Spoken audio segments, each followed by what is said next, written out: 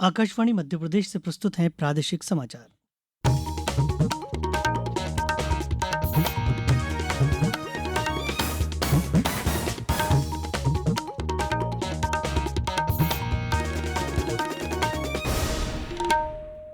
नमस्कार, समाचारों के साथ मैं रत्नेश सोनी। सबसे पहले मुख्य समाचार।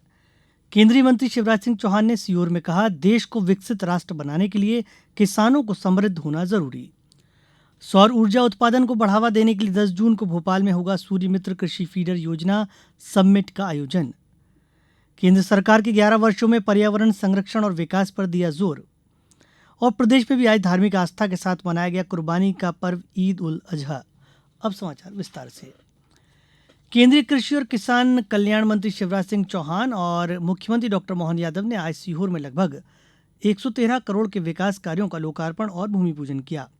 इस अवसर पर केंद्रीय कृषि और किसान कल्याण मंत्री शिवराज सिंह चौहान ने कहा कि भारत को विकसित राष्ट्र बनाना किसानों को अधिक समृद्ध बनाने और कृषि सुधारों पर निर्भर करेगा।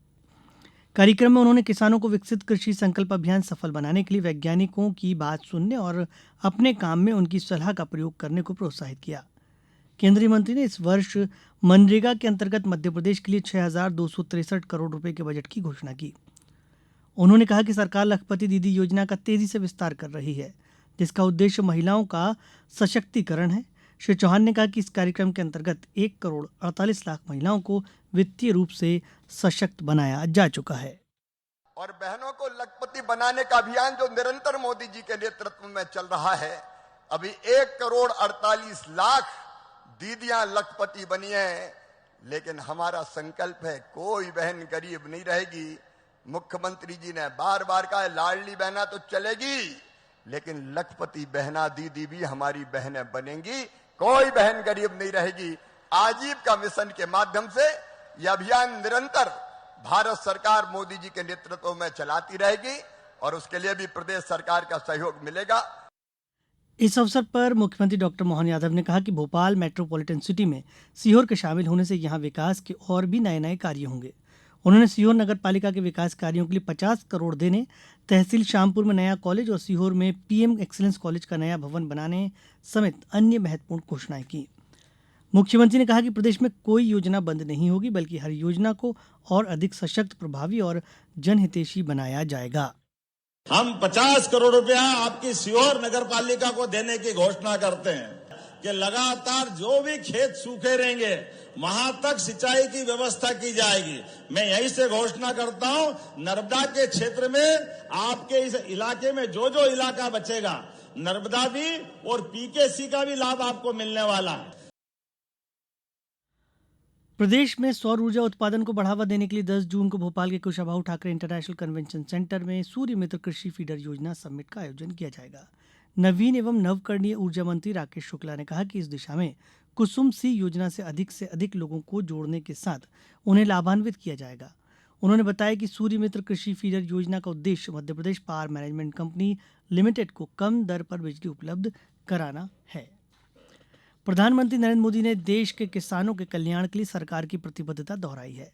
एनडीए सरकार के केंद्र में 11 साल पूरे होने पर श्री मोदी ने कहा कि पिछले 11 वर्षों में किसानों की समृद्धि के लिए किए गए सरकार के प्रयासों से कृषि क्षेत्र में बड़ा परिवर्तन सुनिश्चित हुआ है।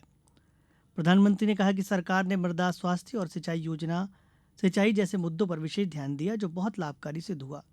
श्री मोदी ने कहा कि किसानों के कल्याण के लिए सरकार के प्रयास आने वाले समय में और भी मजबूती से जारी रहेंगे। अब समाचारों वक्त एक छोटे से विराम का।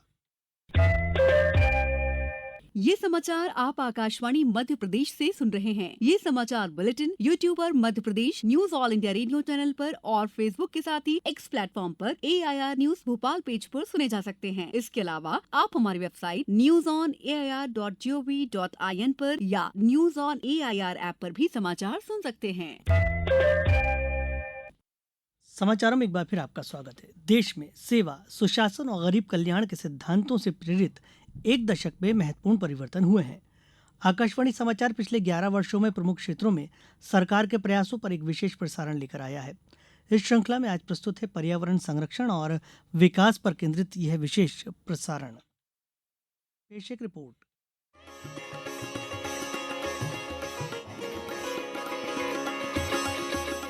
पिछले दशक में भारत ने एक ऐसा विकास मॉडल अपनाया है जो पर्यावरण संरक्षण को समावेशी विकास के साथ एकीकृत करता है। नदियों को पुनर्जीवित करने से लेकर पारिस्थितिकी तंत्र को बहाल करने और हरित बुनियादी ढांचा बनाने तक देश ने संवेदनशीलता के साथ संरक्षण के लिए एक मजबूत प्रतिबद्धता का प्रदर्शन किया है। नमामि गंगे मिशन दुनिया के सबसे बड़ी नदी कायाकल्प कार्यक्रमों में से एक है। इसने जल की गुणवत्ता में सुधार, जैव विविधता को बढ़ाने के साथ गंगा नदी के पुनरुद्धार में स्थानीय भागीदारी को प्रोत्साहित किया है। इसके साथ ही स्वच्छ भारत मिशन और गोवर्धन योजना ने विशेष रूप से ग्रामीण क्षेत्रों में स्वच्छता और अपशिष्ट प्रबंधन को बदल दिया है। गोवर्धन योजना जैविक कचरे को बायोगैस और खाद में बदलने को बढ़ावा देती है, जो स्वच्छता और ऊर्जा आत्मनिर्भरता को बढ़ाने में सहायक है। एक पेड़ माँ के नाम जैसे अभियानों ने नागरिकों को पर्यावरण संरक्षण के लिए प्रेरित किया है। देश भर में 142 करोड़ से अधिक पेड़ लगाए गए हैं, जो कार्बन अवशोषण में योगदान दे रहे हैं। भारत ने वन्य जीव संरक्षण में भी महत्वपूर्ण प्रगति की है। प्रोजेक्ट चीता, प्रोजेक्ट लायन और विस्तारित प्रोजेक्ट टाइगर जैसी पहल ने प्राकृतिक आवास और प्रजातियों की बहाली पर ध्यान केंद्रित किया है। भारत में अब 3682 बाघ हैं, जो दुनिया की बाघ आबादी का 75% से अधिक है।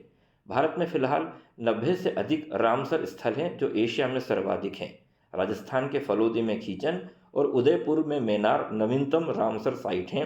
देश में तटीय और आर्द्रभूमि संरक्षण ने भी गति पकड़ी है। 13 भारतीय समुद्र तटों ने प्रतिष्ठित ब्लू फ्लैग प्रमाणन अर्जित किया है, जबकि अमृत धरोहर और मिष्टी जैसी योजनाएं आर्द्रभूमि और मैंग्रोव के संरक्षण को आगे बढ़ा रही है। देश में यह हरित परिवर्तन एक नीतिगत पहल ही नहीं, बल्कि एक वैश्विक जिम्मेदारी के साथ लोगों का आंदोलन बन गया है, जो भावी पीढ़ियों के लिए एक बेहतर भविष्य का वादा करता है। प्रशांत शर्मा, आकाशवाणी समाचार, भोपाल। विकसित भारत का अमृतकाल, सेवा सुशासन गरीब कल्याण के 11 साल। पंचायत और ग्रामीण विकास मंत्री प्रहलाद सिंह पटेल ने आज कहा कि नर्मदा परिक्रमा पथ की पंचायतों में रेवा आश्रय सामुदायिक भवन बनाए जाएंगे। हरदा जिले के टिमरनी में सरपंच सम्मेलन में उन्होंने कहा कि पंचायतों में विकास कार्यों के लिए धन की कोई कमी नहीं होने दी जाएगी। प्रदेश में 30 जून तक जल गंगा संवर्धन अभियान चलाया जा रहा है। अभियान के अंतर्गत जहां एक और नए तालाब बनाए जा रहे हैं, वहीं दूसरी ओर पुराने तालाबों, बावड़ियों और कुओं का जीर्णोद्धार का कार्य भी किया जा रहा है। देश के साथ प्रदेश में भी आज कुर्बानी का पर्व ईद उल अजहा धार्मिक आस्था और उत्साह से मनाया गया।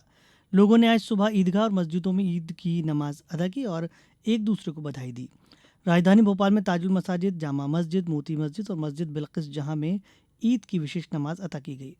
राज्य के सतना, राजगढ़, नर्मदापुरम, डिंडोरी, जबलपुर, देवास सहित अन्य जिलों से भी ईद उल अजहा आस्था के साथ मनाए जाने के समाचार मिले हैं। अब कुछ समाचार संक्षेप में। मुख्यमंत्री डॉक्टर मोहन यादव ने शिलांग से लापता हुए इंदौर के दंपति मामले में कहा कि उन्होंने सोनम रघुवंशी को खोजने के लिए मेघालय के मुख्यमंत्री से चर्चा की है। साथ ही इस प्रकरण में सीबीआई जांच के लिए केंद्रीय गृह मंत्री अमित शाह से बात की है। नीमच जिले में भगवान बिरसा मुंडा के 150वें जन्म वर्ष को गौरव वर्ष के रूप में मनाया जाएगा। इस अवसर पर 15 से 30 जून तक धरती आबा जनजातीय ग्राम उत्कर्ष अभियान आयोजित किया जाएगा। देवास के आईटीआई परिसर में आज युवा संगम कार्यक्रम और अप्रेंटिसशिप मेले का आयोजन किया गया, जिसमें जिला व्यापार एवं उद्योग केंद्र द्वारा जागरूकता शिविर के माध्यम से विभाग की स्वरोजगार योजनाओं की जानकारी युवाओं को दी गई। शिवपुरी जिले में लघु उद्योग निगम द्वारा लघु उद्योग भारती के सहयोग से उद्योगों के विस्तार एवं कार्य पद्धति में सुधार के लिए कार्यशाला का आयोजन किया गया।